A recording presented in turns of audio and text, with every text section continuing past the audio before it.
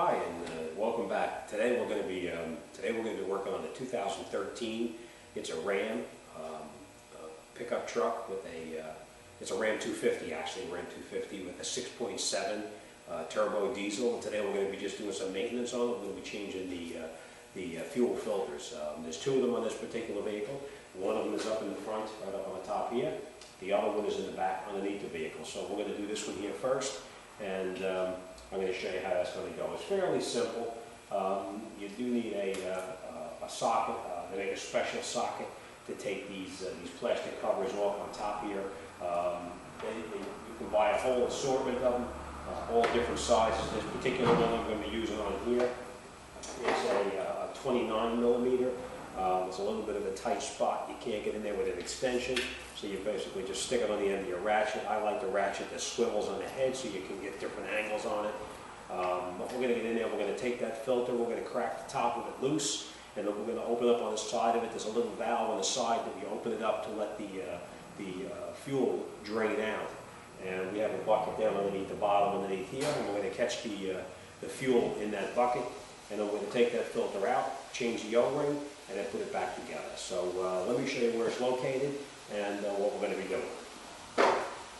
And just so you know, whenever you're working with fuel, whether it's gasoline or it's diesel fuel or whatever, you don't want to use a regular light like this. You want to use a fluorescent light as a non-exploding light, because God forbid you get a little bit of fuel to drip onto the light, you can have an explosion. So make sure this is just for so I can see up on top here. But when I'm working down on the back over here, I'm going to be using a fluorescent light, so it's not exploding. So I just want to let you know. All right, so basically what we're going to do is that is the filter down inside there. You can see it's in a little bit of a tight spot, but it's not too bad. The light down there now is that non-exploding light I was telling you about. It's a fluorescent light. So let me grab the tool and let's loosen that up. All right, fairly easy. I'm going to just switch hands here for a second.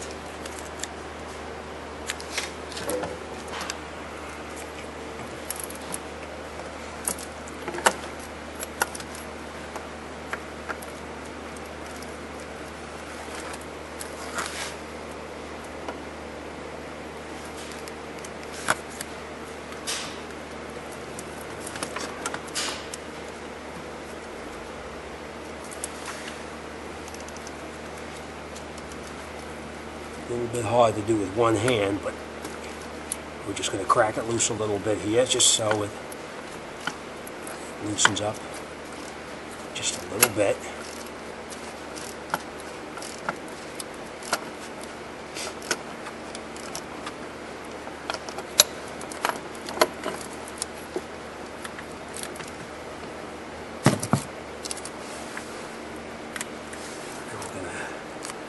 Loosen up this drain valve down here. I know it's a little bit dark. I'll try to do the best I can for you.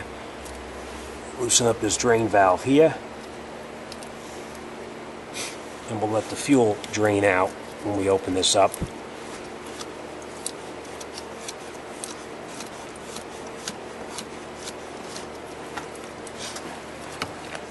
And as you can see, you see the fuel coming out down the bottom down there. Draining right down into a bucket on the ground. So we'll let that run until it's emptied out, and then we're going to pull that filter out of there.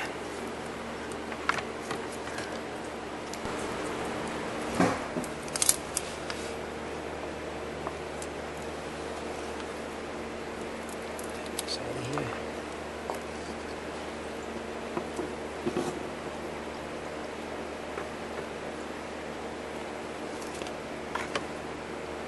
That drain out a little bit, and then we'll pull that out of there.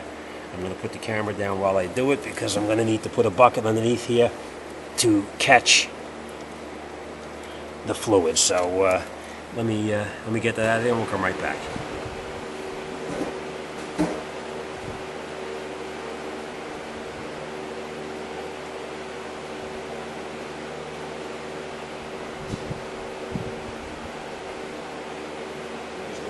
Drip off a little bit, because we try to pull it out of here. We are going to run into a little bit of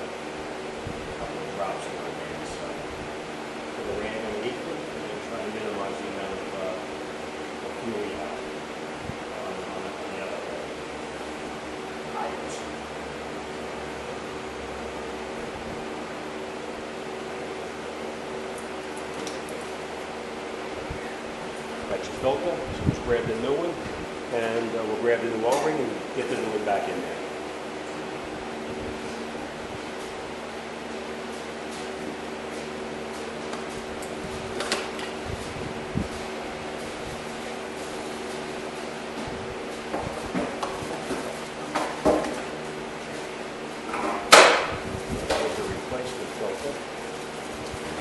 Okay. Now after we have that filter out of there, we want to remove the O-ring that's on there. You never want to reuse an old O-ring, so you always want to take that ring off. And you can just take it off with a screwdriver or a scribe, whatever you have, and you remove it. And we're going to be putting a new one in place. Reinstall our filter.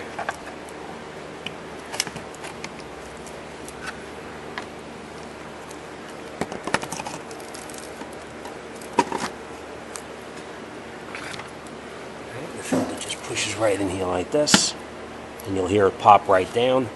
Now we're going to put that new O-ring on, and we'll get this cover back on. We're going to close this drain valve up here too, so that we're nice and tight now. Finger tight, you don't have to tighten it with any wrenches or anything.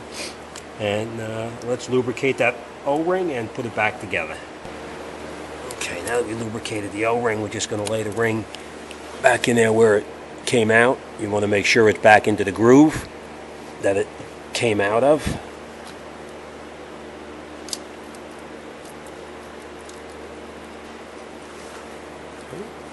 And now we're going to reinstall our cover. You don't want to tighten this cover too tight. We're going to do with a torque wrench. That's the recommended way of doing it. I think it calls for 22 foot-pounds, if I'm not mistaken. I'm going to look it up just to make sure. But we're going to screw that cover down by hand, as far down as we can by hand first. Then we'll tighten it up the rest of the way with the wrench, and then we'll follow it up with the torque wrench, just to make sure that it's properly torqued closed.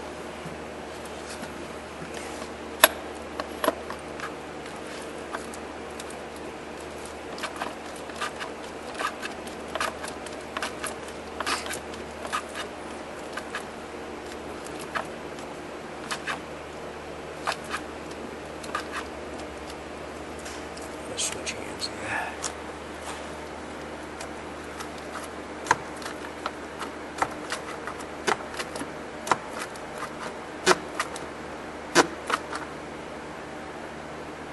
Alright, let's grab the torque wrench. I'm going to torque that tight, and we made sure our drain valve is closed again. Remember that, close your valve. Let me grab the torque wrench. We're going to torque this down. I believe it was 22 foot-pounds. I'll look at it, I'll torque it, and then we'll come right back and I'll show you how it is. What I always do before I change the second fuel filter, I always start the vehicle up and let it run.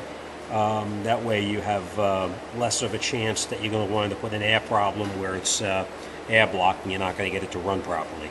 So after I get this torqued up, we're going to start it, let it run for a little bit, let the fuel circulate back up in the front here, make sure we have no leaks, and then we're going to do the back one. So let me tighten it up, we'll get this running, and we'll come right back. Okay, now that we have the cover torqued down, I was actually wrong. When I looked it up, it calls for 22.5 foot-pounds to be exact. So we torqued it down to the 25 foot-pounds. We dried off all around the seals there, and we got all of our tools out of the way. And now we're going to fire this up. We're going to let it run for a couple of minutes to get that fuel circulating, and we'll get to that back filter then.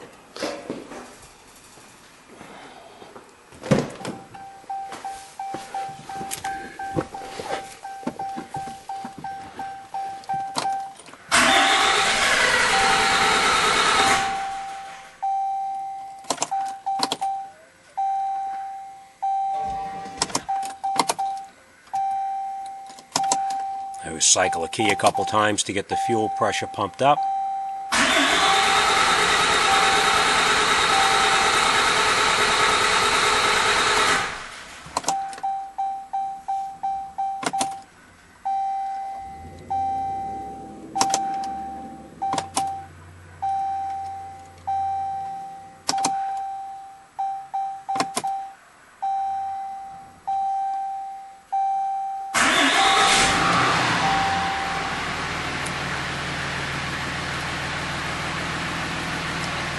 That's why I always do one filter at a time. It takes less time to prime the new filter. So we're going to let it run for a couple of minutes. Obviously we have it's the winter time here, so we have the doors closed. We have a hose on the back of the vehicle, and we're going to let it run for a little bit. We're going to go up in the front. We're going to check and make sure we have no leaks, and then we'll come underneath there and we'll start on the other. Let's take a look and make sure we're in good shape here. Everything looks good, no leaks, nice and dry.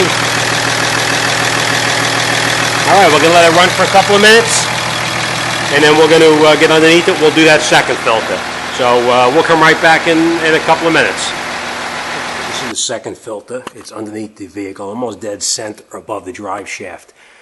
This is the second filter that's got to be replaced. What you're going to do on this one here is you're going to take a 3/8 or 5/16 piece of hosing, screw it on here, then open up this valve, and you can let the fuel drain into a bucket, which you're going to have below. The next thing we're going to do is we're going to reach up underneath here. We're going to unplug that sensor right there. There's a little push pin. You just push the pin in, and you pull it, and it comes out. I do need to reach up there. Push that pin in on the side, and you unplug it from the sensor like that. All right, then what we're going to do is we're going to drain it into the bucket, and then we're just going to use the standard oil filter wrench to unscrew it. So let me drain it, and we'll come right back. Okay, once you've got the wire unplugged, you can just go on with the standard oil filter wrench, and you loosen it up.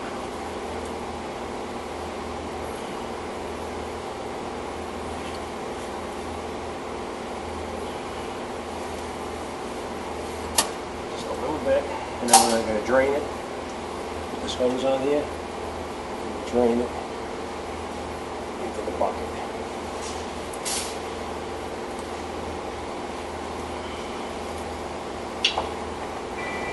And then once we got it finished draining out,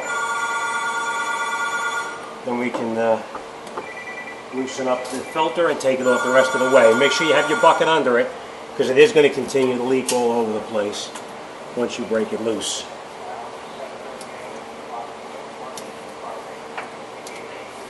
And then you can take it off like a regular oil filter. Just take it off by hand.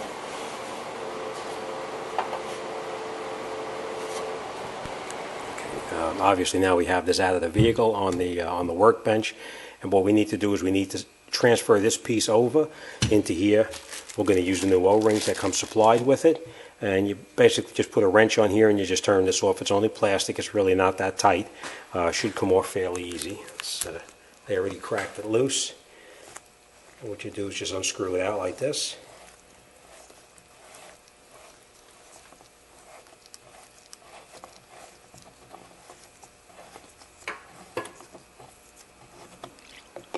Obviously you're going to have a little bit of fuel leakage, and we're going to take this O-ring off right here. We grab a scribe, we'll take it off, and we'll come right back. Just hook onto it and take that O-ring right off like this. And then we're going to take our new O-ring, and we'll put it right back on.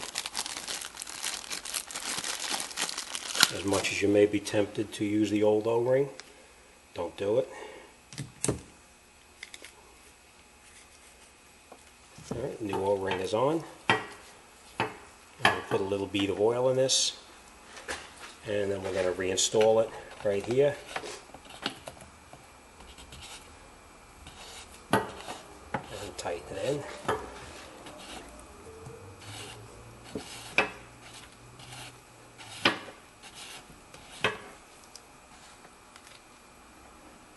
Let me grab a wrench and we'll tighten that up a little bit.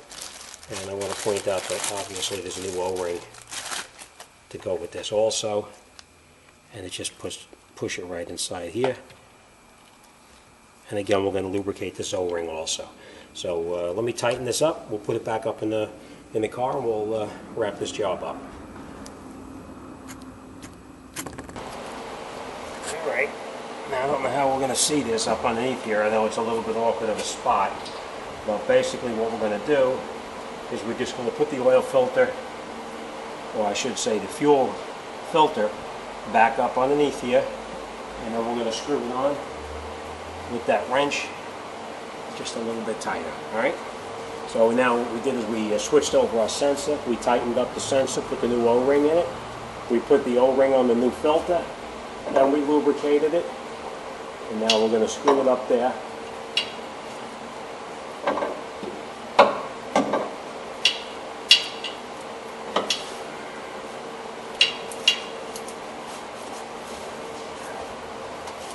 And we'll tighten it up just a little bit with the wrench, because it's not able to get a good grip on it.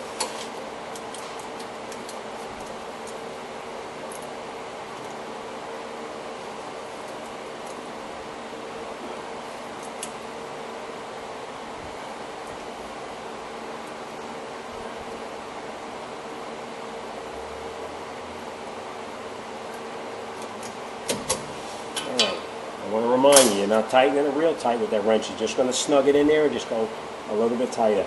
And the last thing we're going to do is we're going to plug back in that sensor that we previously unplugged from right up in here. And it can only go in one way. Okay. And you'll hear it snap in, and you're in all the way. Alright, now we already know that we tightened up the drain valve already. We have the filter tight.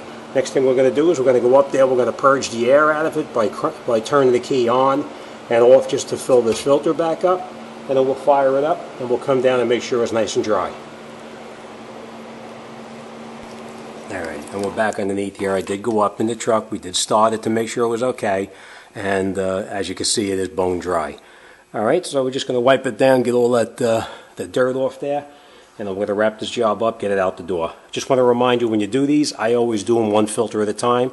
It purges out the air a little bit better, but that's just the way I do it.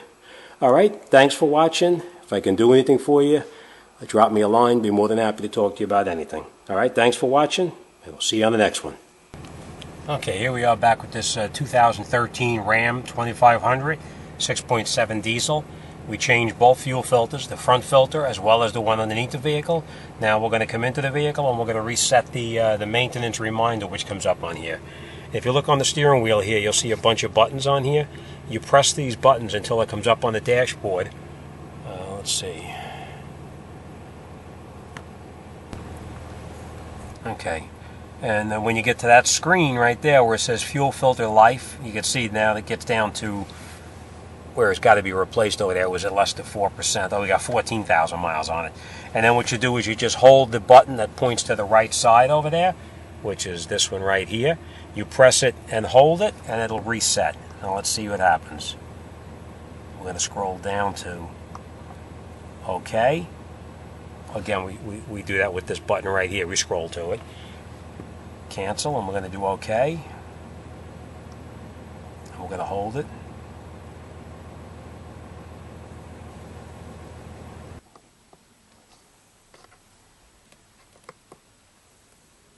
Fuel filters reset to 100%. That's it.